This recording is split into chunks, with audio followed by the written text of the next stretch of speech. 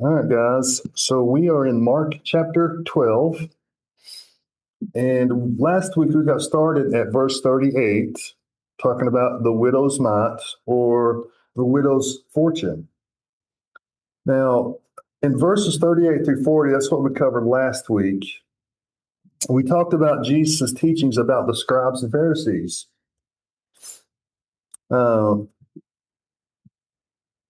I want to go ahead and read verses 38 through 40 again. So if somebody would read that for us.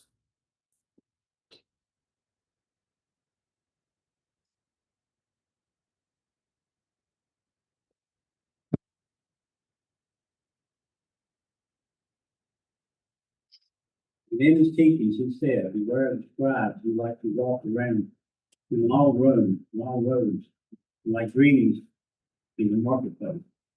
You have the best seats in the synagogue and the places of honor and feast. He devour widows' houses and for a pretense make a long prayer. They will receive the greater condemnation. All right, so guys, this kind of sets the context for Jesus' teachings here, especially when we consider the widow's mite or the widow's offering, what she gives. So she stands in contrast to these scribes and Pharisees. In Matthew 23, Jesus teaches almost the same thing. I believe it's the same teaching. And in Matthew, he emphasizes a few different aspects of this. He says scribes and Pharisees.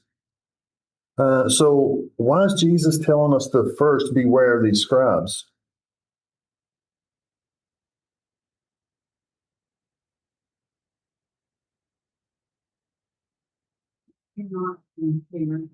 Because they're not sincere. Religion for them is something that is used to get what they want. He says they like to walk around in long robes. Why long robes? Matthew even uses the word, he uses phylactery and long fringes, and uh, it was always about how they were dressed. So, Nancy, you first. Prestigious. What did you say? Status symbol. Status symbol. Yeah. So, I mean, it was literally a matter of, the longer the robe, the more holy you were. The bigger the fringes, the the better dressed you were, the more holy you were. And Jesus says, and that's really all they care about.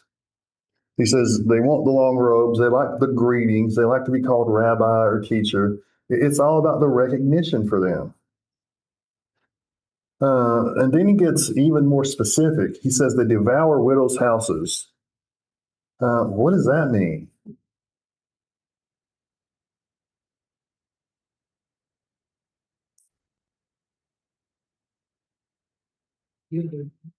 They're literally using their position of trust as religious leaders to take people's homes, their possessions. They're much like today, the religious leaders were often trusted to give advice about how to manage households, how to manage inheritances, how to deal with a lot of the struggles of life. And they were using their position to influence people in such a way that they could take what they had. So again, they're using religion for their own means and purposes. They're using their position to try to get instead of give. And he says, and a good example of that is for a pretense, they make long prayers. Does he say long prayers are a problem?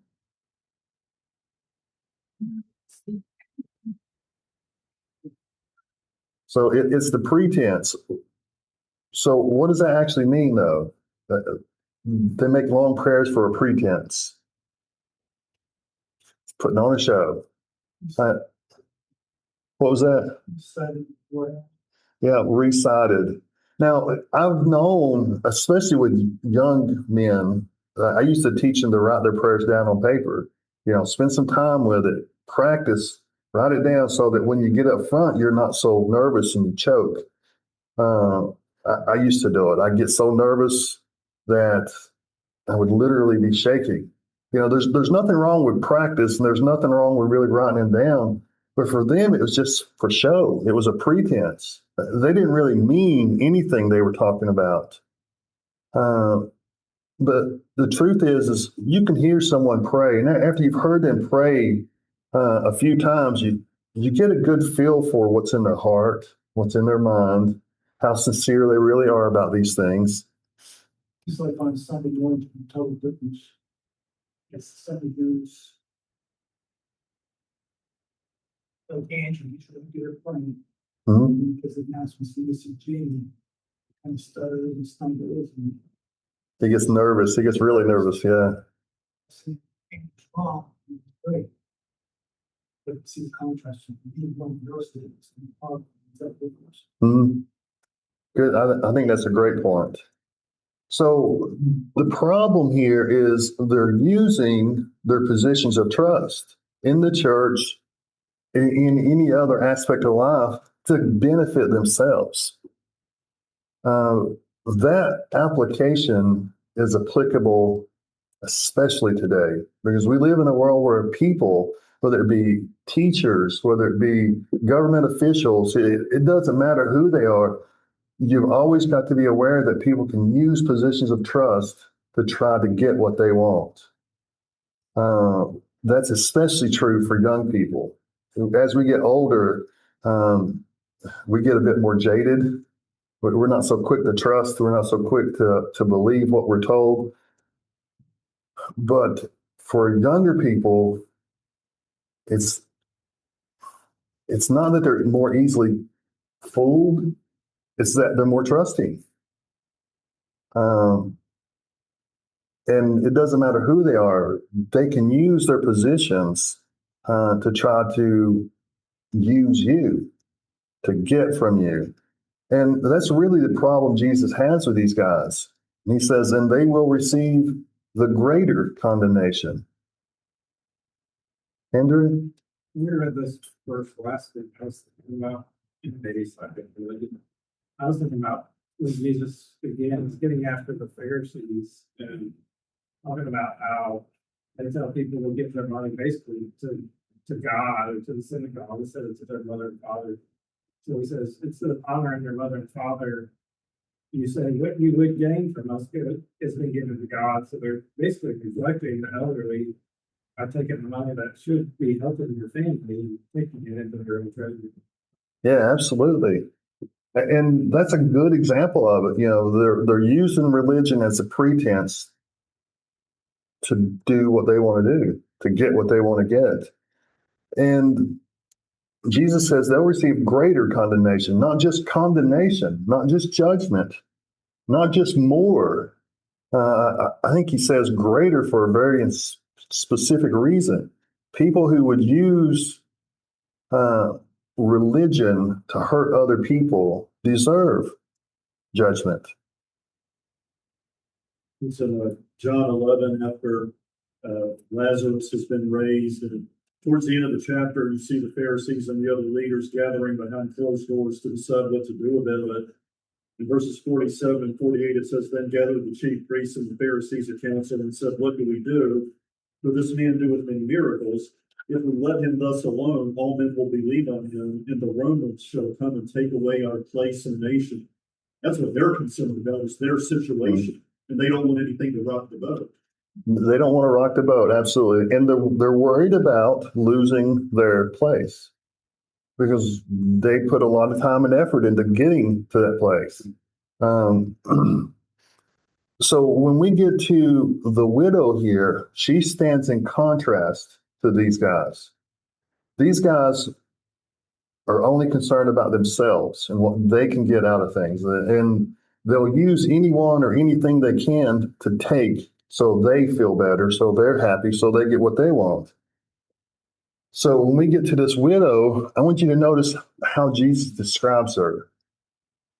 It says in verse 41, and he sat down opposite the treasury and watched the people putting money into the offering box. Many rich people put in large sums. And a poor widow came and put in 2 small copper coins, which makes a penny. Now, first we have this contrast between the rich and this poor widow. And Mark makes a point, a very specific point to say they're rich, she's poor, and they're putting in a large sums, and she's only putting in 2 pennies, 2 small coins, which is about a penny. Um, why is that so noticeable?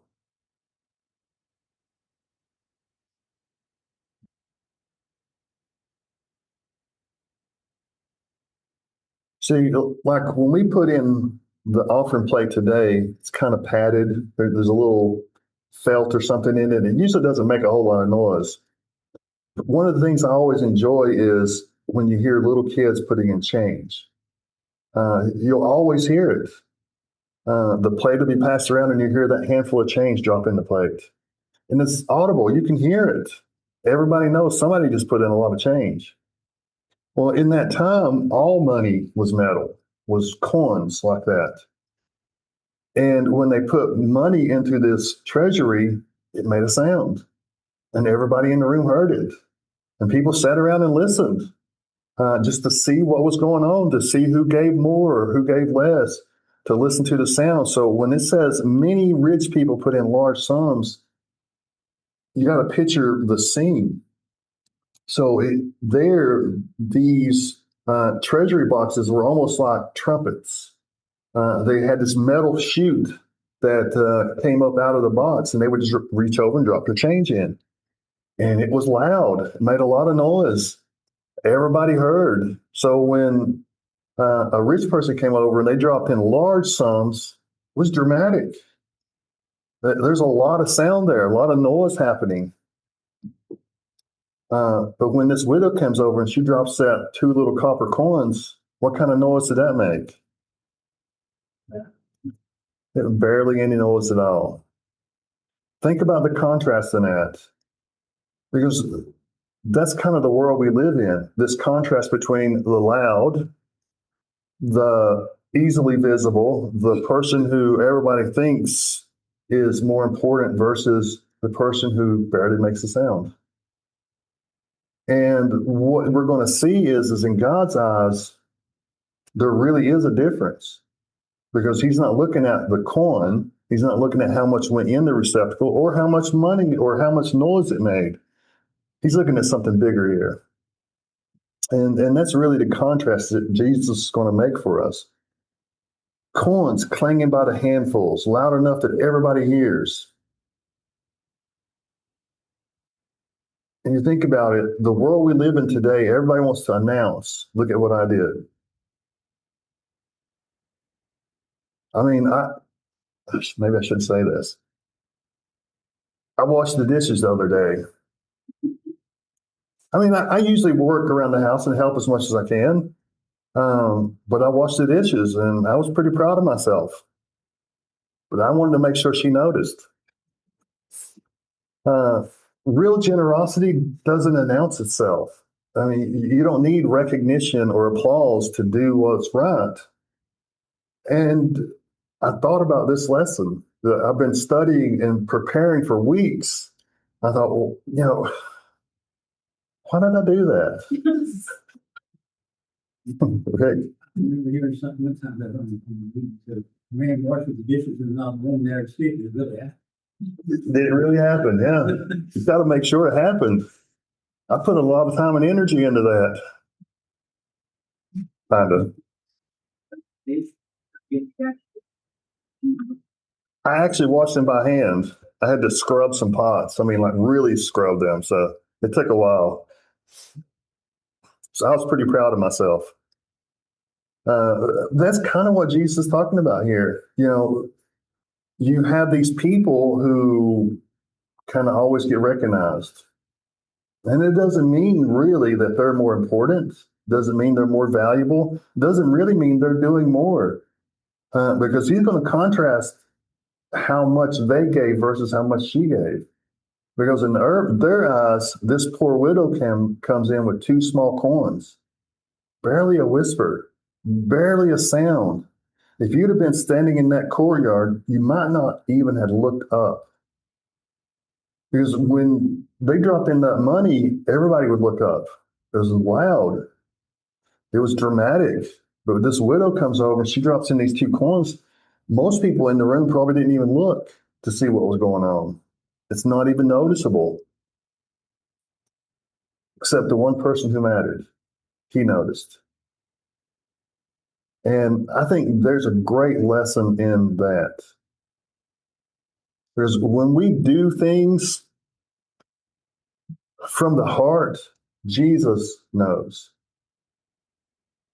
He sees what's going on. He takes note of that. And if that's true, does it matter what anyone else thinks? Not really. I mean, obviously, we don't want to.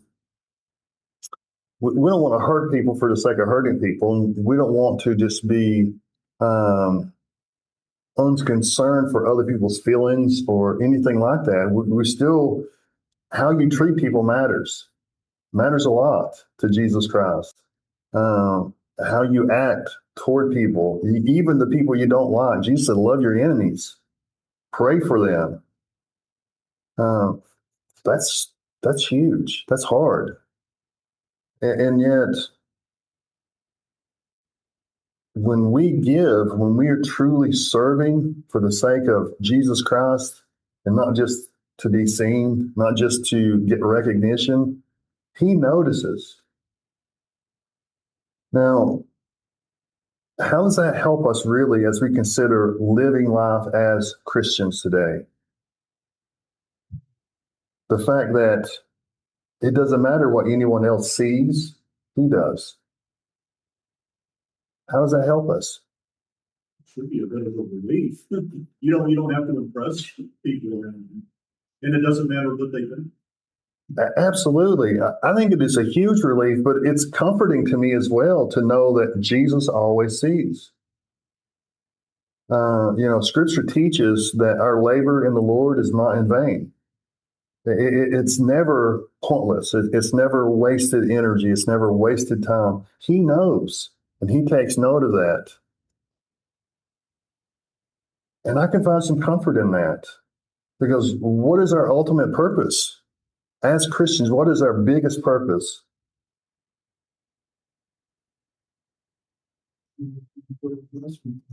Glorify God. Absolutely.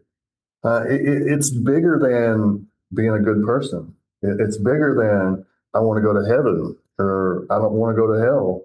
It's I want to give glory and honor to the one who loved me that much. That is our ultimate goal and purpose as Christians, is to glorify Him. Everything we do should work toward that goal. And if I know He's always paying attention, that's motivating. Because if I wash the dishes and she didn't notice, it's a little discouraging. I guess that's part of the reason why I wanted to make sure she saw. I don't have to worry about Jesus not seeing what's going on. I don't have to worry about Him not noticing what I'm doing. He sees everything. He knows everything. It doesn't matter if it's this small little act that is hardly noticeable to anyone else.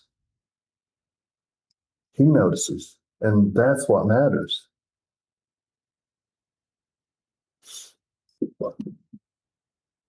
Now, somebody read verse 43 for us.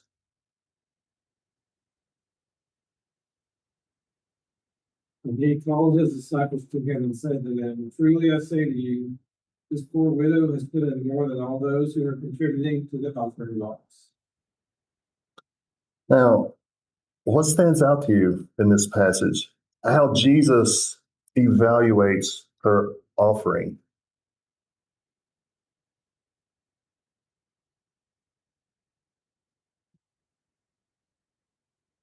It's the smallest monetary amount compared, he's comparing it to the overall sum of everything.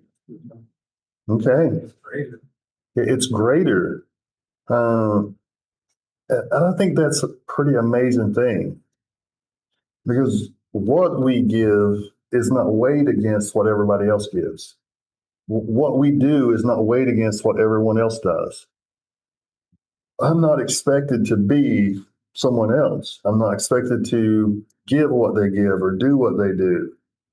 Each of us in the body of Christ, every Christian is an equal part in the body. You might be a hand, you might be a foot, you might be a mouth, you might be an eye. You might feel insignificant. It doesn't mean you are. You might feel like what you do doesn't matter. It does matter. And at the end of the day, Jesus weighs what we do based on what he expects from us and no one else. How many here remember the parable of the talents, Matthew 25? I really like the parable of the talents because it reassures me of one thing.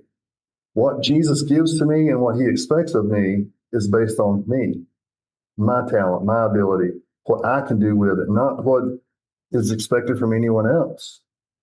So when he looks at this widow and he says, her 2 coins that are about the equivalent of a penny, you know how popular or how valuable a penny is today? They don't even make them anymore. That's how valuable they are. We've been saving every penny we can get our hands on for her store just so we can have some, because ultimately they're so small and insignificant, the government quit minting them.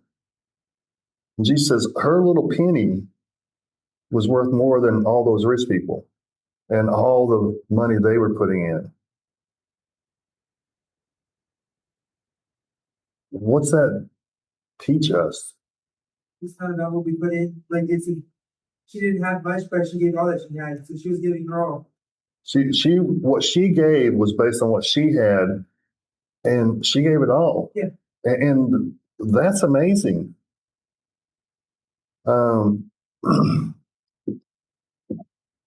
So let's consider this for a few moments. How does this really help us understand what's expected of us? Much intimate to the heart.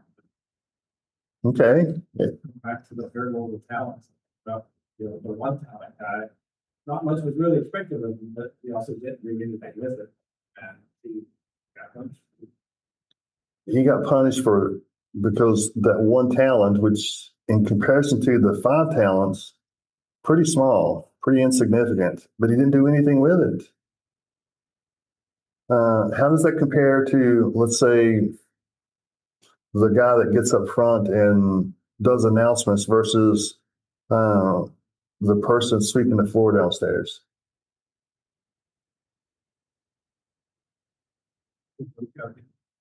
They both got to be done, and one's really not that much more important than the other. They're both of equal standing, especially if that person sweeping the floor is doing it to glorify God versus while that other person is standing up front speaking. Jesus can say, wait, that sweeping the floor was worth a lot more. It was more valuable. It accomplished more good in the overall scheme of things because it's more in line with the heart of Jesus. And I think that's what's important to remember. Go ahead. You made me think of the other saying, the last shall be first and the first last. It's kind of a cryptic saying to a lot of people, but it comes on the tail of the parable about, some people are higher in the morning, some at night, some later in the day. And he finishes with that statement. It's like the people who've been there all day are like, well, you owe me more because I've done more. He says, well, the people that showed up at the very end of the day, you're no better than they are. It's mighty good. It makes me think perhaps the widow's 19 looks a different parable, maybe another illustration of the same thing. You have these wealthy Pharisees are like, we're number one, look at what we're doing, and she gets in these good things, and he says, she's good. First, last, first. It's a subversion of how most people would look at it. Yeah. I think that's a great point. Because it really does kind of help us see the contrast. Remember, we started with, there's this contrast between the scribes that Jesus is saying, look at what they're doing and look at why they're doing it. And he said, it's all pretense. They'll be condemned for what they're doing because they're using what they have to take more. They're using their positions to hurt people, to only get from other people. I would contend in Christianity, you're either a giver or a taker. And anyone who's been around church very long knows there's always going to be some people that just come to church to get what they can get from it. And it might be, legitimately, well, I came to get fed or, to hear a great lesson or, um, but they're not really contributing anything to it. They're not there to encourage anyone else. They're not there to study with anyone else. They're just coming to get. And sometimes that's all we can get or give. It is our presence, our friendship. But there's a big difference between that and the person who's coming to serve, that person who's coming to give. Christianity as a whole is more concerned about what's in your heart and why you're doing it than actually how big a thing you are accomplishing. And this contrast here between this widow and these wealthy people is pretty profound. I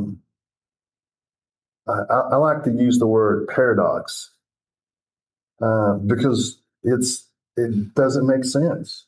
The first is last and the last is first. That makes no sense. How can the last person be the first person? How can the most important person be the least important person? How does that make any sense? Especially living in this type of world, Absolutely. Who are the people today who get the most recognition? The loudest and the people who contribute the least to our culture, our society, to the overall good of people. Let's say actors. I mean, I love watching movies, don't get me wrong. And I have some favorites, some people that I really admire and stuff. But in the overall scheme of things, how much do they really contribute to our world other than some entertainment? It's on the actor because like some like they're like doing like for a family stuff, but some of them are also like, well, then maybe they're just doing it to look good, or I mean, I don't know because I'm not them. They could be like they're donating charity out to go to their heart, or they could just be doing it because they want to get the recognition. Yeah. God knows. God, and that really is the point, guys. Is this actor that the majority of people are just going to look at their position, their fame, their money, and say they're very important. And the truth is that's not true. If the first is last and last is first paradox is true, and Jesus said it, so it is, then what are they actually contributing? Well, we don't know that for sure. God knows for sure. But if they're taking their position and their wealth and they're making a difference in the world, then they deserve our respect. They're doing something good with it. But if they're just taking that position to be wealthy and famous and enjoy themselves, then in the overall scheme of things, are they really that valuable? Not really. I would contend, a school teacher who is in the trenches, teaching, making an effort to shape and mold the future, I would say they're worth more in my summation because everything they're doing is it's not just about a paycheck. It's not about how much they're getting paid. They're trying to make a difference. Here with the widow, the rich, uh, the rich, they gave, but they didn't give what it hurt, or she did. Absolutely. And let's go ahead and read verse 44. Somebody read that for us.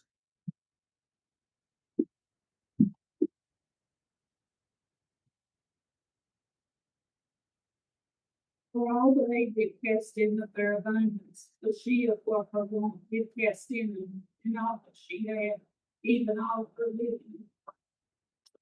So Jesus says what she did is worth more than everything they were doing. It's more valuable in the overall scheme of things, more than them all combined. That sounds absurd to anyone doing the math, right? I mean, if you say 1 + 1 is 2, and then, 10 times 10 is 20, or 10 plus 10 is 20, then it's hard to say that 2 is a whole lot more valuable than the 20. But Jesus doesn't do math that way. He's looking at something bigger here. And verse 44 really does kind of give us some insight into how he evaluates what we're doing and why. He says, they contributed out of their abundance. Well, what does that mean? Their surplus. Their surplus. Okay. So I put in my notes that they gave out of their leftovers. For their extra time, that they could have took it to go do something for them, they got do it for others. Hmm. And how do we understand that they're leftovers? When you hear the word leftovers, what's the first thing that pops in your mind? Food. What was that? Food. I thought somebody said tooth there for a second. I'm like, huh? I can't hear very good. So food. We think about food, right? And if you went to a really nice restaurant and you ate a really expensive meal and you got your little leftovers box and you're taking it home with you and you give that to someone in need, how big a gift is that? Well, there's a lot of factors there, right? I mean, you can't just say, well, it was nothing. It's just leftovers. It depends on how appreciative that person is, how much they needed it. There's a lot of factors involved there that we can't always understand, but Jesus does. And if we give out of, well, I've got this left over, I don't really need it, it doesn't really mean that much to me, then the sacrifice in the gift, the level of sacrifice, I should say, is less. If I give $1 and I've got 100, how valuable is that $1? Maybe I should say, if I've got $1 million and I give $1, how big a sacrifice is that to give that $1?